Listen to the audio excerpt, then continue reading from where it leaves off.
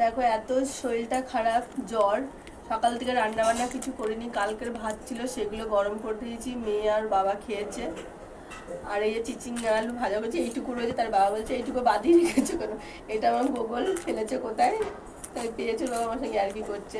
এদিকে দেখো কাকু ঘরে ওরা তো এখন হোটেলে খাচ্ছে, তাই সব বাজার ছিল সেগুলো দিয়ে গেছে। আবার ফ্রিজে রয়েছে চাল কুমড়ো। বাবা আবার এই যে নিয়ে এসছে গর্ভমোচা।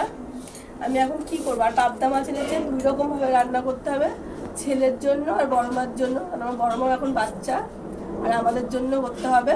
আমার মেয়ে আবার বলছে খাবো না, মানে কাটাপোনা মাছ আছে কালকে, সেই মাছগুলোকে ঝুড়ি ঝুড়ি করবো। মানে জ্বর আসলেও কোনো নিস্তার নেই। আর ঘর ধরে তো খুবই খারাপ অবস্থা, মেয়েরও শরীর খারাপ, মেয়ে যে কিছু করবে, একটু পুজোটাও দিয়ে দেবে, এটাই আমার অনেক কাজ, আর কিছু না। এখন কি করব, তাই ভাবছি কোনটা দিয়ে কি করব।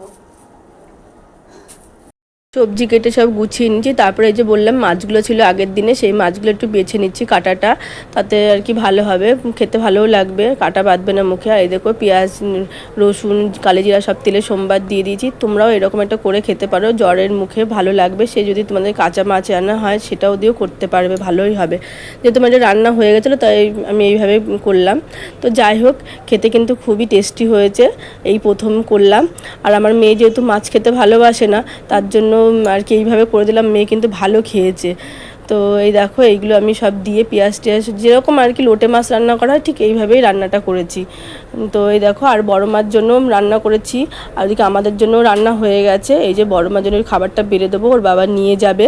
বড় মার এখন শরীরটা ভালো না, তো তাই একটু লঙ্কা ছাড়া এসব খায়। আমার ছেলে যেরকমভাবে খায় সেইভাবেই আর কি বড় মারটাও করে দিচ্ছি। খেতে কিন্তু খুব ভালো হয় লঙ্কা ছাড়া, হালকা একটু মশলা দিই। আর এই পেঁপে সিদ্ধ, কাঁকরোল সিদ্ধটা পাঠিয়ে দিলাম। আর এদিকে মেয়ে খেয়ে বলছে মা খুব ভালো হয়েছে, তোমরাও খেয়ে দেখতে পারো একবার।